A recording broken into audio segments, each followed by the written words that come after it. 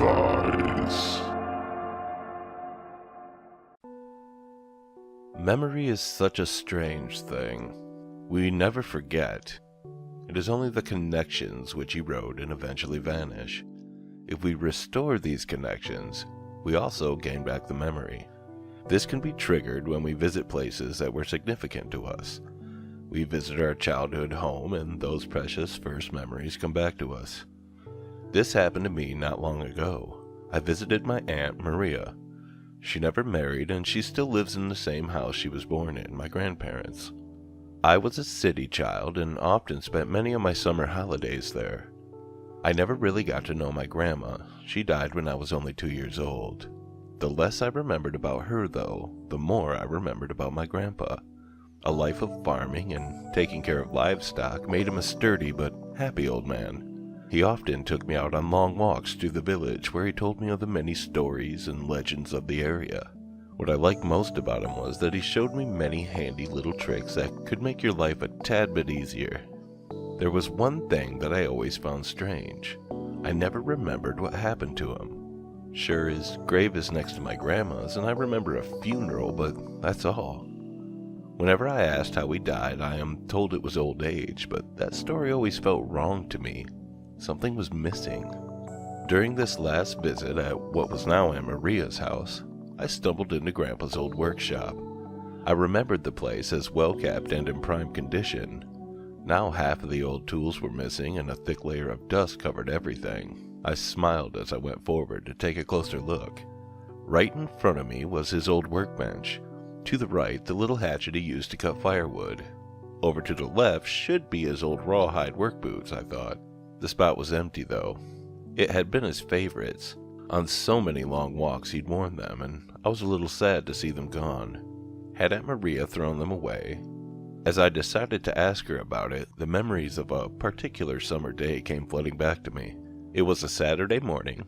I sat in front of the TV watching cartoons. Half absent, I munched on breakfast Aunt Maria prepared for me before she was off to work. When Grandpa came into the room and asked me if I wanted to hunt mushrooms with him, I jumped right off my chair.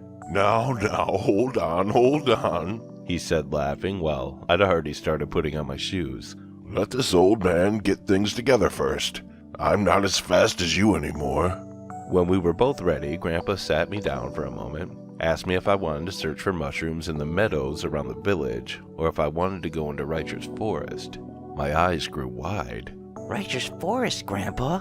But Mom and Aunt Maria said... What they said is humbug, Simon. You sure it's fine? I'm not allowed to go in there, and if they find out, then... Then it's going to be our little secret, he said in a low voice, giving a wink. Then he beamed. Well, where do you want to go? The forest! The forest! I exclaimed. Writer's forest is a vast, sprawling forest a little further away from the village. Its name is derived from the family that used to own it for more than a century. It is off limits for children due to its supposed dangers. There are many tales about the place. Quite a few people have gotten hurt in there over the years while straying off the path that led through it. People always mention one tale. It's of a local boy, Johannes, who up and vanished in the forest more than a decade ago. No one knows what happened to him. Of course, my mom, as well as Aunt Maria, gave me long lectures never to go near it. It didn't matter if I was alone or with friends, the place was off limits. When Grandpa told me we would go there, I was surprised, excited, but still a little anxious. Isn't it going to be dangerous? Now, don't you worry about a thing, Simon. Can't count how often I was in that forest, and yet this old man here is still around. Danger? Ha! I smiled and nodded. If Grandpa said it was all right, then it must be true. It was not even 9 in the morning when we made our way. After no more than half an hour, we reached the forest. Before we ventured inside, Grandpa sat down on an old bench that was placed at the edge of the forest. He motioned for me to sit down with him. You know, Simon, your Grandma Ursula used to love this place here. Used to sit here with her a lot when we were younger, he said in a reminiscing voice. I didn't know what to say, so instead I looked over the vast meadows in the village we'd just come from. All alone like this, I heard Grandpa murmur next to me as he inhaled sharply. Then we were both quiet. After 5 minutes of sitting there, I started to protest. Let's go already, Grandpa. This is boring. Next to me, Grandpa looked up and started to laugh. Now aren't you an eager little one? He said, patting me on the head. I sulked because I didn't like when he did that. I'm not a little kid anymore. I'm already 9. I protested. As soon as we went down the path into the forest, though, my good mood was restored. Now, let's find some mushrooms. You'll have to help this old man out. My eyes aren't what they used to be anymore. I smiled and right away started to scan the ground and the underbrush near the dirt path. When I wanted to rush off deeper into the forest, Grandpa was quick to take my hand. We'd better stick to the path for now. Don't want to get lost, do we? From then on, I kept close to Grandpa and followed his lead. So many mushrooms covered the forest floor. Boletus, chanterelle, and a couple of other common types.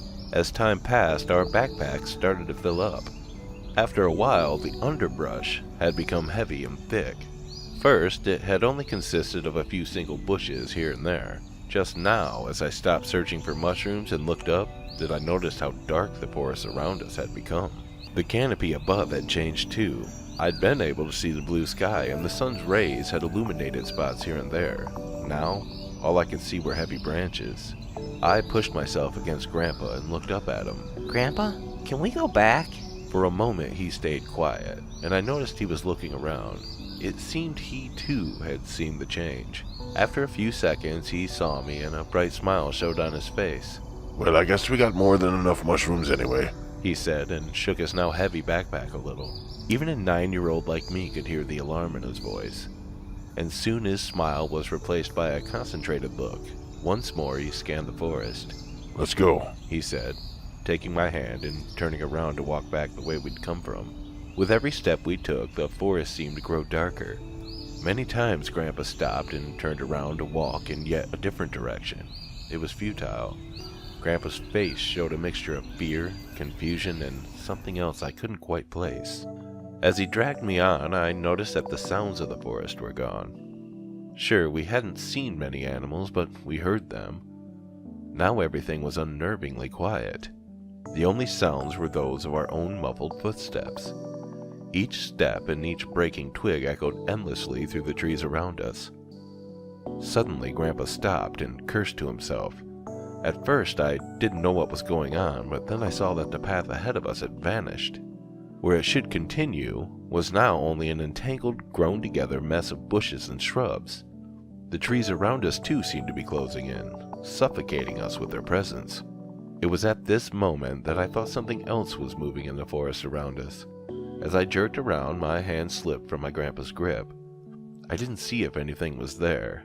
In an instant, he turned towards me and gripped my hand again, his face furious. Don't you dare! He yelled at me. It was the first time I'd ever heard him like that. His loud voice echoed through the dark, quiet forest. I choked back my tears and nodded. I could see he was looking around left and right, searching for a way back. As I stood next to him, I saw something moving between the trees again. At first I thought it was the branches of the trees or an animal. Then I saw that it was dark, twisted shades. They made no noise as they slithered from tree to tree before vanishing again. I pushed myself closer to Grandpa and I told myself there was nothing there. It was the shadows of the trees, nothing else. When I saw another one out of the corner of my eye, I quickly closed them, telling myself again that it was only my imagination. I pressed Grandpa's hand and pulled it, but he didn't react. Grandpa, I'm scared. I whined at him but got no reply. He was staring at the thick forest ahead of us. I had no idea what he was looking at. There were only the trees. At that moment I saw a clearing ahead of us. Then, as I blinked, it was gone again. It somehow wasn't there, but at the same time it was. I didn't understand what my Grandpa was so focused on. Grandpa! I yelled at him, but again he didn't react. You came, I heard him whisper. I'm right here, Grandpa! I said in confusion. I wanted to call out to him again, but then I saw a dark silhouette right in the middle of the clearing. It had come out of nowhere. Was it one of those mysterious shades I had seen before? So it really is you, I heard Grandpa go on. At first, I had no idea what he was saying. Then I remembered that my grandma's name was Ursula, or like my grandpa used to call her, Ursel. But she had died years ago, I thought. Ursel, he said again, smiling, and at that moment, he made a step into the direction of the clearing. No, Grandpa, it is... But I broke up as confusion replaced my fear. What was even going on? I missed you so much, he murmured. As he took yet another step forward, I saw tears in his eyes. I yelled at Grandpa over and over again. I tried pulling him back, but there was nothing I could do. I wasn't strong enough. For a few steps, he dragged me along with him before my hands slid off and I fell to the ground crying. Grandpa didn't even turn around. For a moment, I saw an elderly lady who smiled at him. At the same time, though, I saw a formless, shadowy abomination in its place.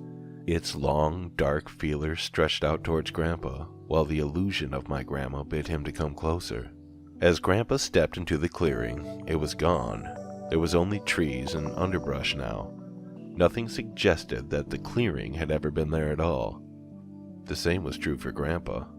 I yelled and called out to him as hot tears streamed down my cheeks.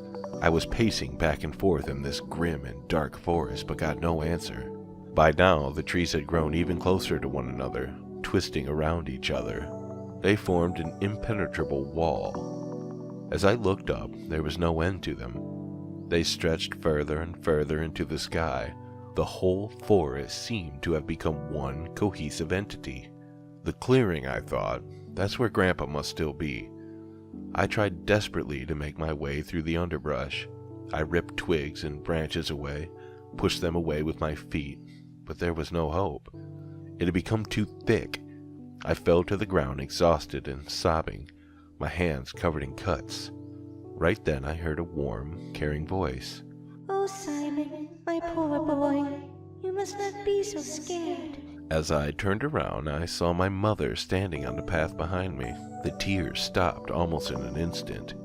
I was saved. I saw her smile at me as she motioned for me to come closer. All my fears were blown away as I took the first step in her direction. All I wanted was to be able to be with my mom now. Hey, I'm talking to you, kid. I heard someone scream at me. Suddenly everything around me was different. The forest was normal again. The trees were scarce, there was almost no underbrush, and the sun was shining through the canopy.